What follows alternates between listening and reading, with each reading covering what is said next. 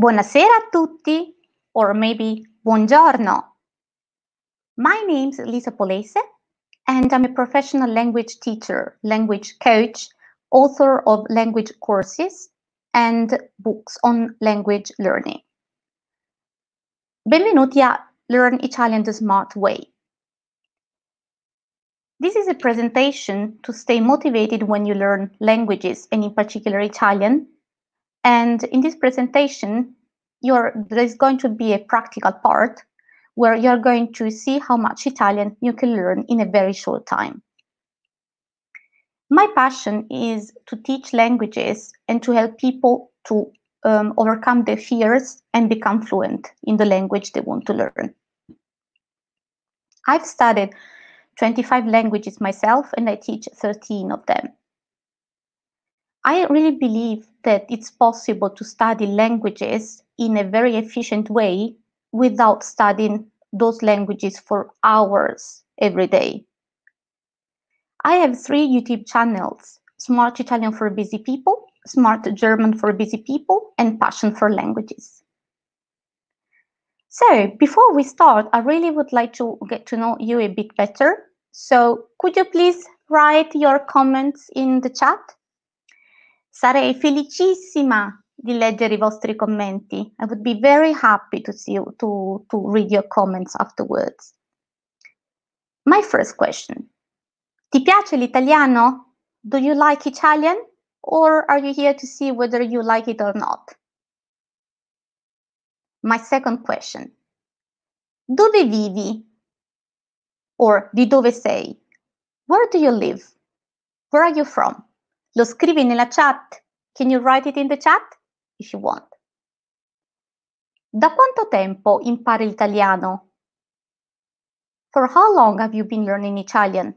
If you have, of course. My last question. Have you ever felt a bit demotivated while you studied Italian or another language? If yes, why? Normally, we feel demotivated in 3 cases. The first case is when we set too high goals. I will explain that in a second. The second one is when we don't carry out activities that we enjoy. And the third one, which is quite common, is when we don't see the results we were hoping for. A. Ci fissiamo degli obiettivi troppo alti. For example, if I want to study a language, let's say Italian, and I'm so motivated, so enthusiastic at the beginning, and I say, from today onwards, I'm going to study 3 hours every day. For how long do you think you could stick to that routine? Personally, not much. I think that we're all busy people, and it's very difficult to find so much time to study language, apart from particular cases. So, in most cases, if you set your goals too high, what happens is that after 1 week or 2 weeks later, or sooner or later, what is going to happen that we quit. Not you, also me. It happened to me many times also regarding other topics, not only language learning. So this is why I learned not to set my goals too high. It doesn't mean that I don't want to achieve a certain results in the end, but just start with a sustainable amount of time for learning. So I think that the secret to make quick progress in Italian, one of them for sure, is that the amount of time we decide to study has to be sustainable. Because the most important thing is to be consistent.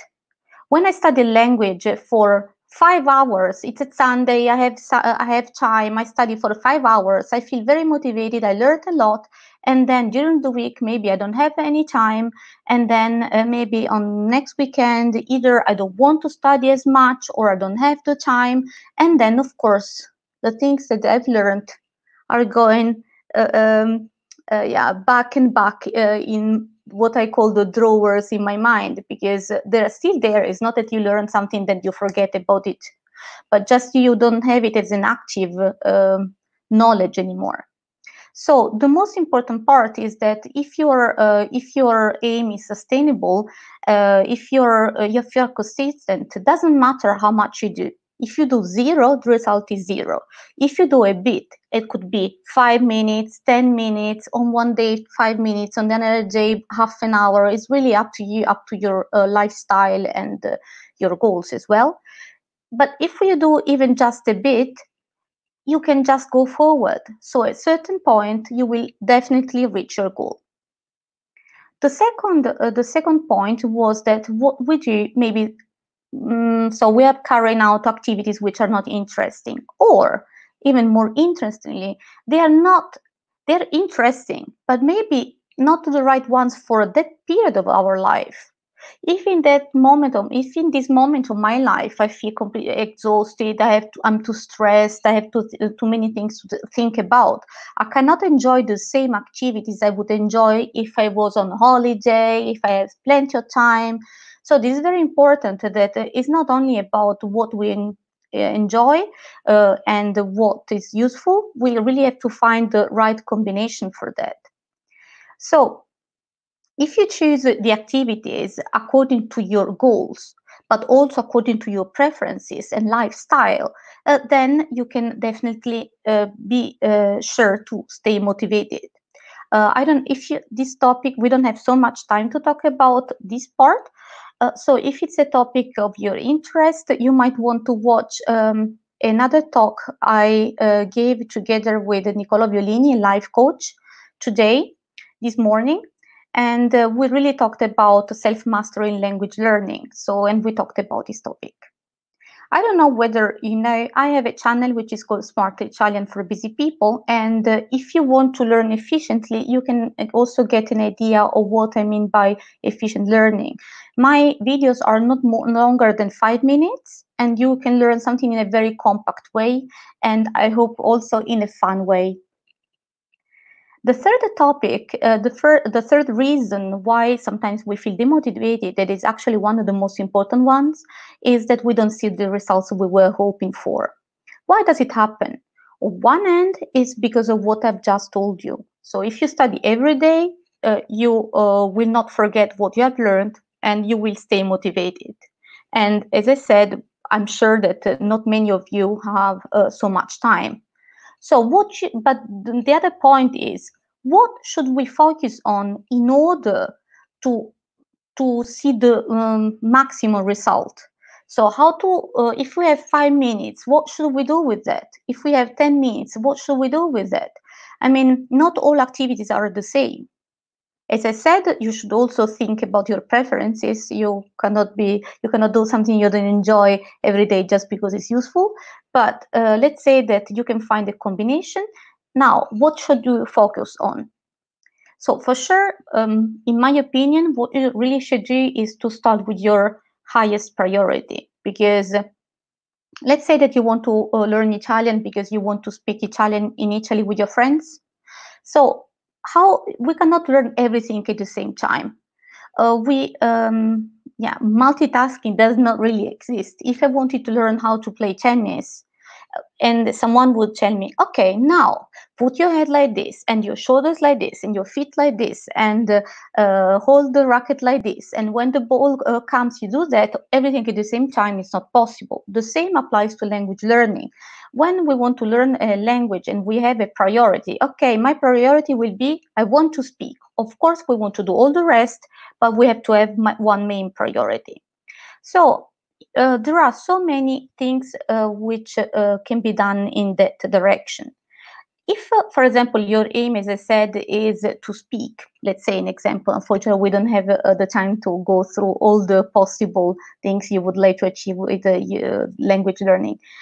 For sure, there are words that everyone needs. For example, today, yesterday, where, why, when. Everyone needs that. Or the verbs. Everyone needs verbs. Of course, there are languages where it's a bit different, but now we're talking about Italian. So what you really need to know is for sure present tense and past tense, because in Italian you can use the present tense also to imply, also to talk about the future, which is very good and is a bit different from other languages like French and Spanish, where you need a different form. But in Italian, like in German, you can really use the present tense to express future. Of course, we also have a future tense, but it's nowadays is used much less than before, and it's used for other purposes which are already B1, B2, C1 level, which we cannot talk about today. So verbs are very, very important, especially in Italian, because as you will see in a couple of minutes, we do not really use pronouns when we speak. So we don't say io parlo, we really say parlo. So if you know what it is. So I speak, we don't say I speak, we say speak, but the verb speak has the right ending to make the person I'm talking to understand that it's about, I'm talking about myself, I. Why is it important? Because you don't need to know all the persons, all the tenses before you can start speaking, if your priority was speaking. And the last thing, which is very important, are what I call language structures, because they help you to become an independent learner. They help you to feel confident when you speak, because knowing a list of words will not help you very much. Because I don't know, even if I know 50 fruit names, what can I say? I really need a structures in order to be able to say it. For example, I have a car, friends, books. So you have a structure, and there are structures for different levels, and there are many structures which can be useful according to what you want to say. And what is important, if you know language structures, you can substitute, you can replace the words that you need in order to say what you want to say.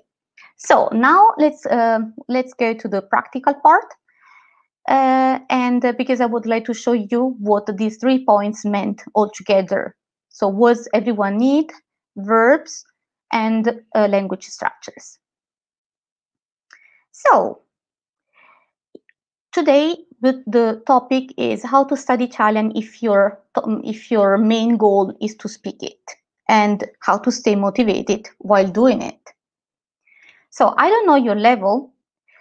This is why I chose a topic which is normally A2, but I chose it because it's always possible to make a very interesting topic like the one that I'm going to talk about for a lower or a higher level of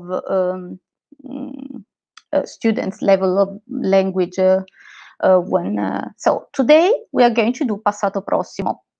Passato prossimo, you don't really need to know the name now. It's the most used past tense in Italian. Let's see. Pronti? Ready? Okay. I don't know whether you already know it. If you know it already, you can write in the chat. How do you say in Italian, I have? Can you say it aloud in front of the screen for me? I cannot hear you, but I will imagine you saying that. So for those who do not know, please repeat after me. And one rule, as always, please be loud as possible if you can, because when we say things aloud is when we are going to remember them. So from this part, since it's the practical part, I really would like to ask you to be loud, to repeat after me, because at the end of this demonstration, I really would like you to be able to speak Italian already in the past tense, which is possible. Okay, bear with me and repeat aloud. O, o, o, which sounds just like o, means I have. If you know the word for I, please don't use it. I in Italian, if you use it together with a verb, it sounds a bit rude, arrogant, because it sounds like this. I, yeah, o. Only this word, o. O means I have. It's not the literal translation, but it's really what we use every day. If I have time, I can say something about that. But just remember, from now on, today, O means I have. Okay? O. Now, I would like you to notice a pattern. I will tell you some sentences, and you don't need to understand them. You just need to understand or to recognize a pattern, whether something is repeating. Sentence number 1, ho parlato. Ho mangiato. 3. Ho cucinato. 3. 4. Ho ballato. 5. Ho cantato. So, did I sound like a parrot? I repeated everything the same 2 things. What did I repeat? You can write it in the chat if you want. Ho, and then at the end, ato. Ho parlato, ho mangiato, ho cucinato, ho ballato, ho cantato. I know you don't know yet what it means if it's your first Italian class, but let's see. The pattern is really ho plus whatever comes afterwards. In this case, it's a verb, and then ato. Why? Because we want to be able to form the 2-word past, which is passato prossimo. Ho parlato means I spoke and I have spoken, which is exactly the same in Italian. You don't have to worry about that. There is only one form, so ho parlato. Are you repeating it loud with me? Ho parlato. Sì? Ho parlato. I spoke. Ho mangiato. Ho mangiato means I ate or I have eaten. Are you repeating with me? Ripeti. Ho mangiato. Ho mangiato. Ho cucinato means I cooked or I have cooked. Ho cucinato. Ho cucinato. So if you know Spanish, where is cocinar, here it's cucinato, so that you will not mix it up. Now, how can we use that? We can use it in many ways, but in order for you to be independent and learn it in a way that you can form any sentence, what I wanted to show you is the infinitive form, which is called also basic form, and I call it also dictionary form. When you look up a verb, what happens is that you're going to find parlare, mangiare, cucinare, ascoltare, giocare, and such verbs. The ending is are. We do have 2 more endings. If we have time, we will do it, but I can assure you this is the most important ending that you can learn, because first of all, there are hundreds of verbs which follow this pattern, and secondly, because almost all verbs which end in are are regular, so that you can already you will be able to conjugate hundreds of verbs if you bear with me for a second. So let's say you look up how to say to speak ta ta ta ta parlare. Are is an ending, and since it's an ending, it must go away if you want to use it. So you take it away, what do we have? Parl. Okay? What do? We put ato, because if you remember, our pattern was ho parlato, ho mangiato, ho cucinato. So you have the stem, which is, you have parlare, you take away are, which is an ending, so don't use it now. And then you put ho parlato, ho mangiato, ho cucinato, ho ascoltato, ho giocato. Okay, so remember that if you just say parlato, cucinato, mangiato, you are not saying the past tense. This past tense, and this is really what you need to talk to people about your past experience, is made of 2 words. The first one, if you're talking about yourself, it's o. So that one must be there all the time if you're talking about yourself. And the second part, if you take a verb whose ending is are, you're going to say ho parlato, ho mangiato, ho cucinato. Okay?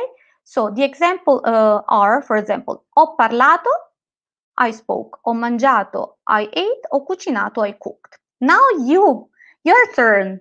Really? Because I already know how to do it. I want to make sure that you now understood how to do it. Okay, so we'll do like this. So if I told you that ascoltare means to listen, what is the first word for the past tense? O. What is the ending for ascoltare? Are. So you take it away. You don't need it. Ascolt.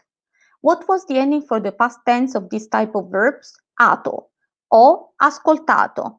You do the next, okay? Giocare, giocare means to play. Can you please tell me how to say I played?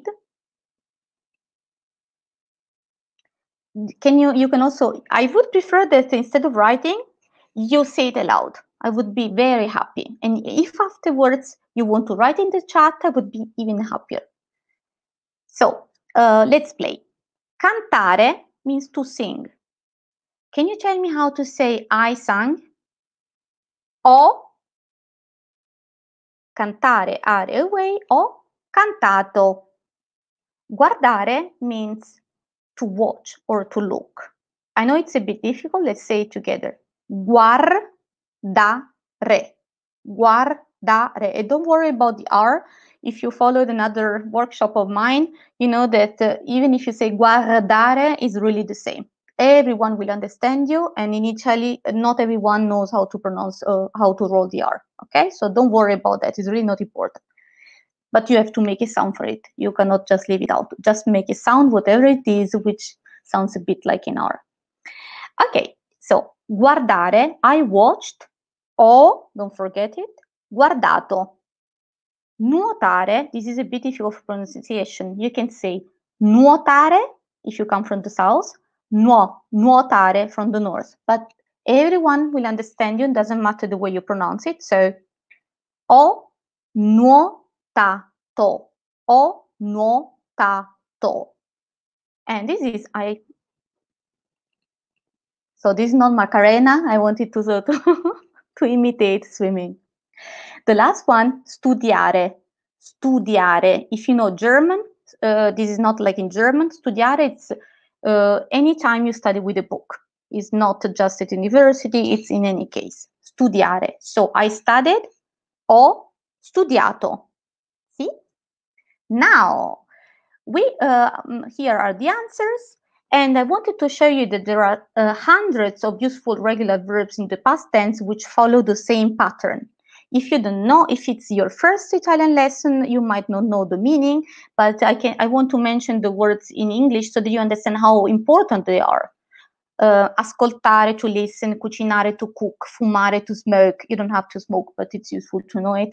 Giocare, to play, guardare, to watch, cantare, to sing, cenare is to have dinner.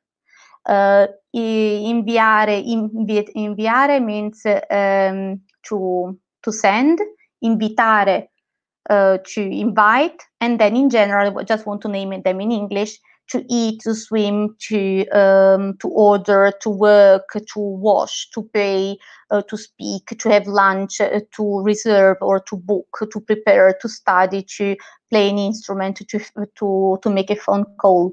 So all very important verbs, and I didn't write all of them, of course. Now, you don't want to talk all the time about yourself, do you? So when you're talking to someone, what you're going to say? You're not going to say, I do that, I do that, I do that. You want to interact and you want to ask questions. I hope so. So what can we do? It's super easy. What you're going to do is to replace o, which means I have, with I. Okay? Did you repeat it? It's a bit like I in English. Yeah? But it means you informal, I. So why is it important? It's important because now you are going to build in the exact same way. In order to ask a question, you replace O with I. You leave the second part as it was before. So like I meant that you leave out the are and you put ato. Okay? So hai parlato, hai mangiato, hai guardato, and then you raise up your intonation, because if I say hai mangiato without raising up my intonation, it's a statement. So I'm saying you ate, and you tell me thank you, I knew. Okay, so you want to say hai mangiato, hai mangiato. For the stress, it's hai mangiato, but you don't necessarily need the first one at the beginning. The most important part is the one at the end. If you do that, we will always understand it's a question. Okay? Hai mangiato? It means have you eaten or did you eat? Because in Italian it doesn't make any difference to us. Okay? So it's really we don't have this difference between present perfect and past simple. So it's all the time.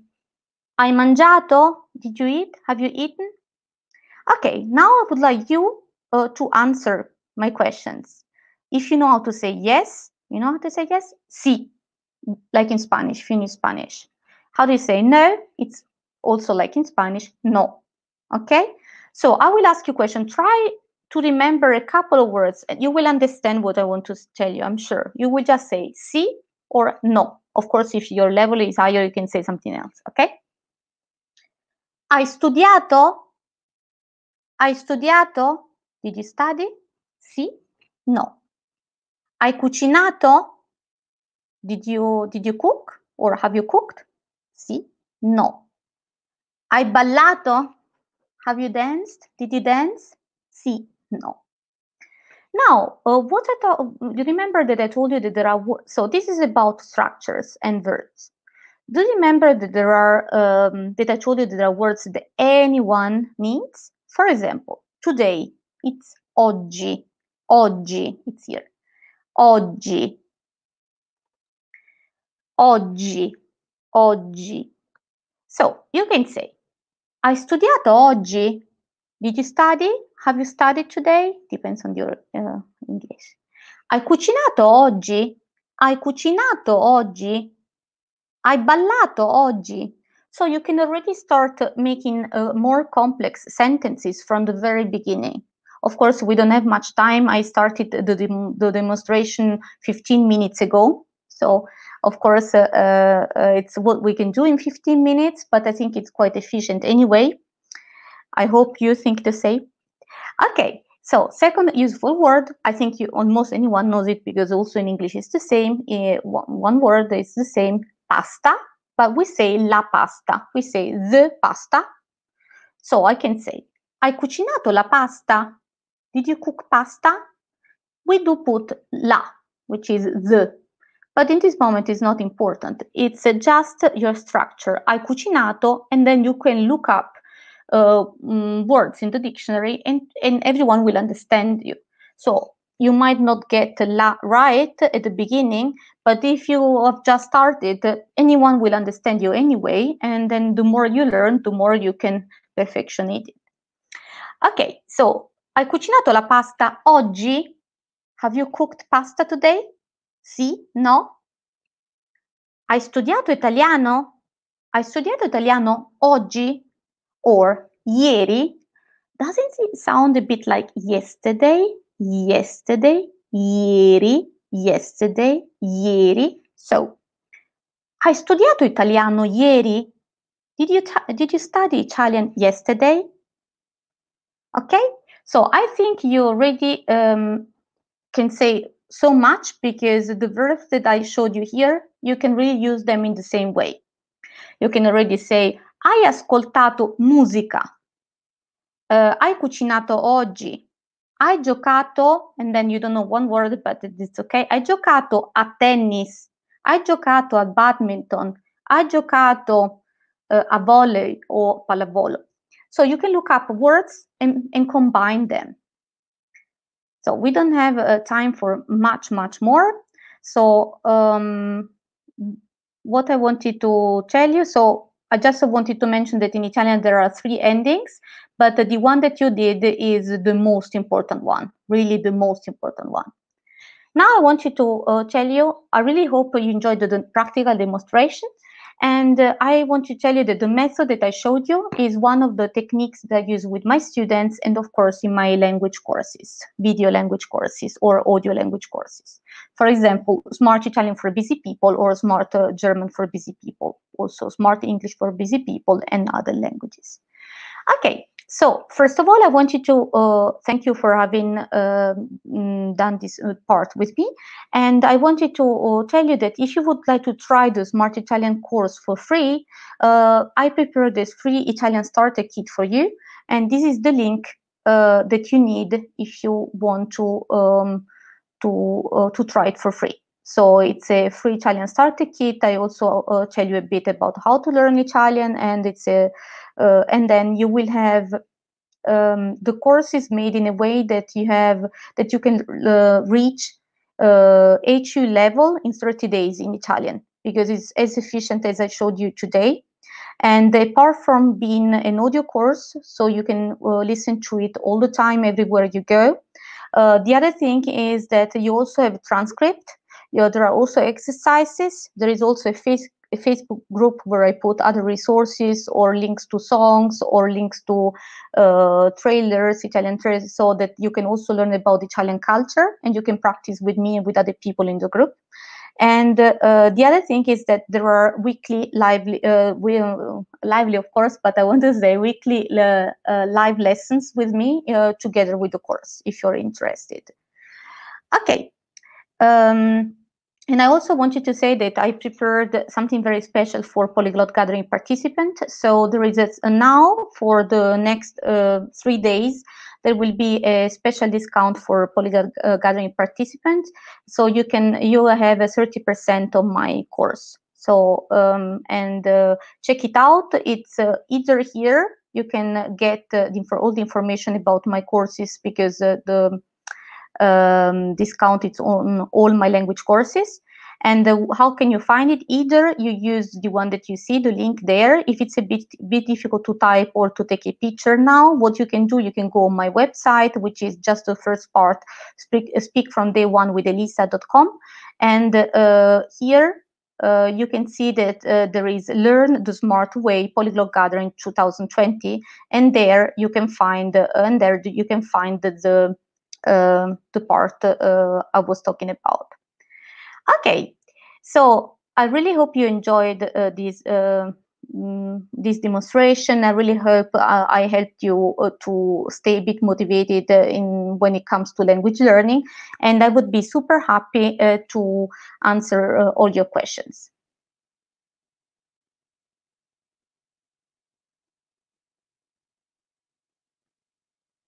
So, the first question, what materials would you recommend for beginners?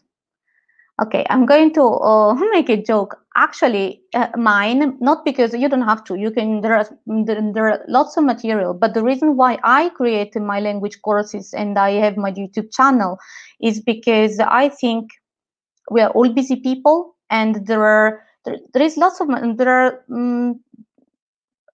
Italian is one of the most loved languages in Europe.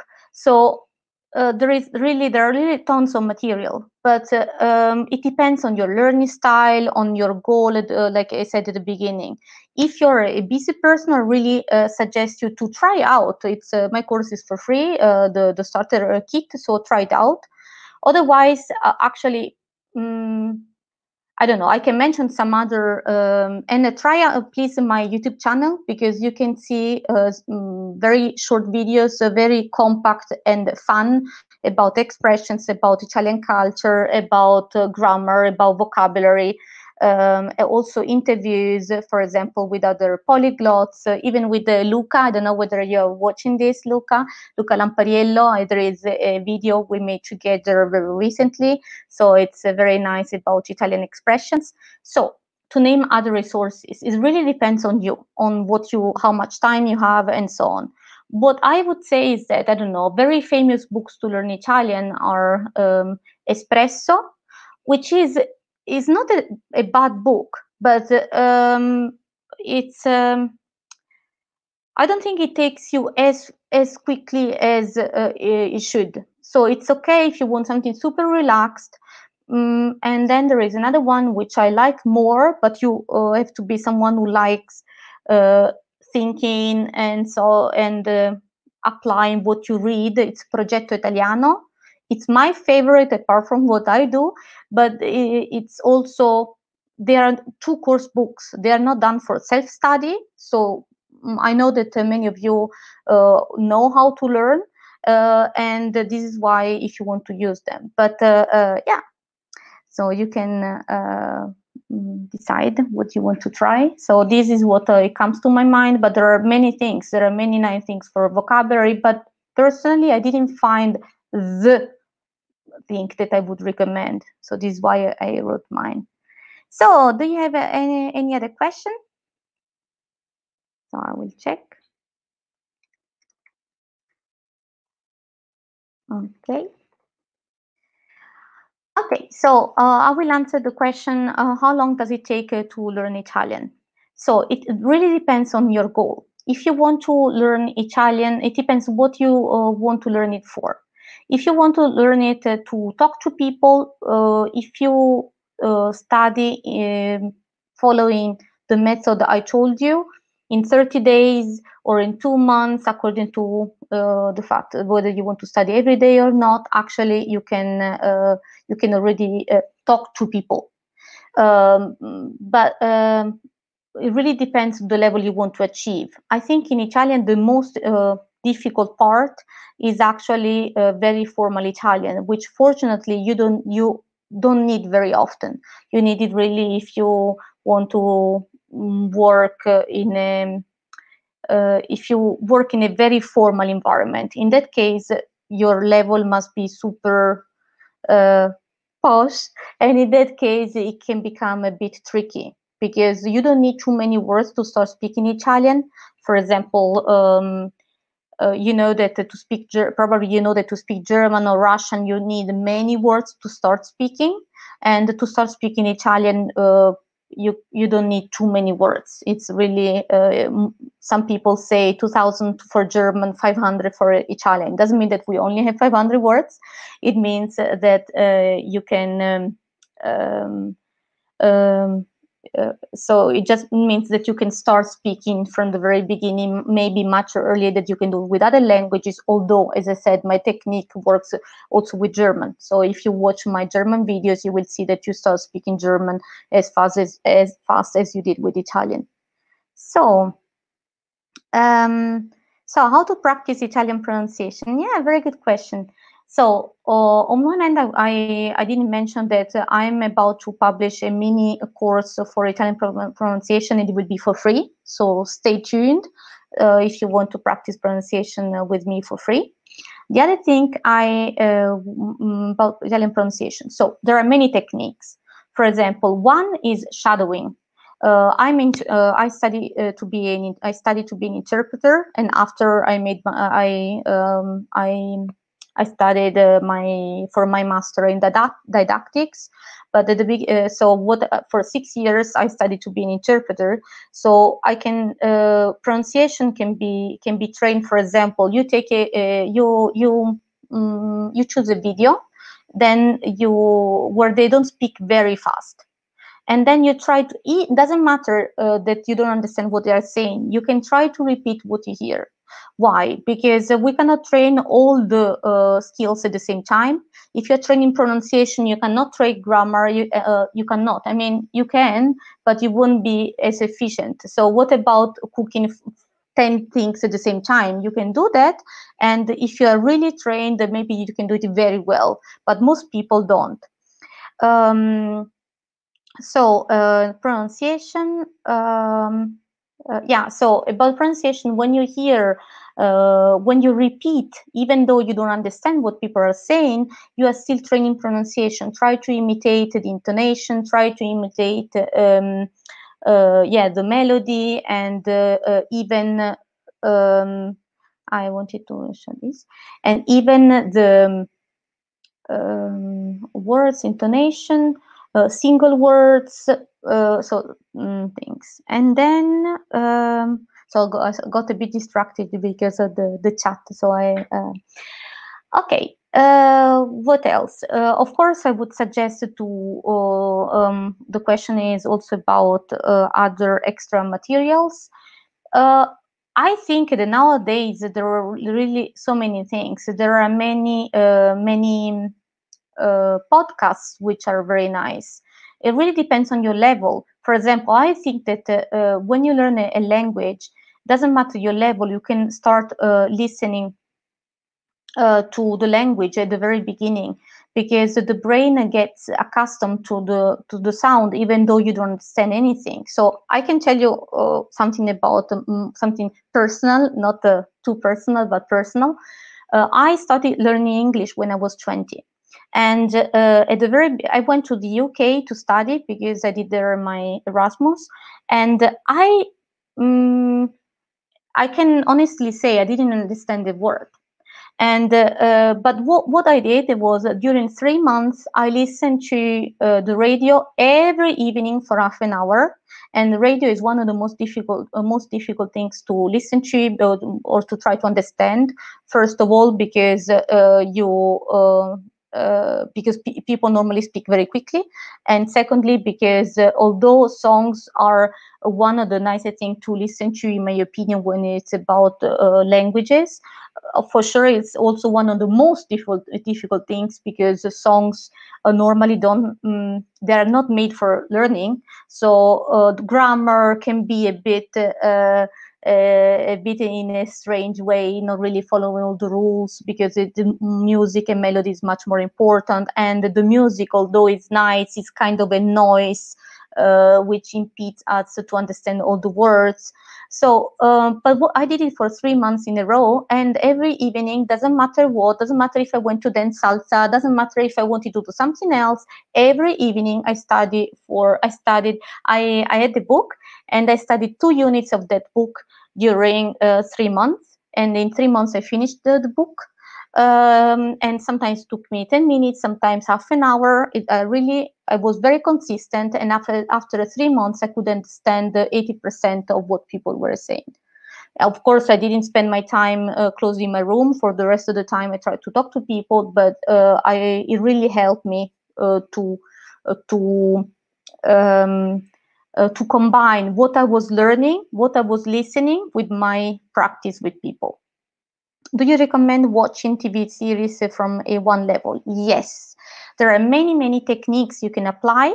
So let's say that first of all, when we learn a language, we learn it also for the beauty of the language or for the culture. So already being in contact with the language will help you stay motivated. The second reason why it's good, it's because, as I said before, you get accustomed to the way the language sounds. And after a while, you have heard many people saying, I would understand this language, the people just speak too quickly. They don't speak too quickly. They speak too quickly for us because we don't have the level yet.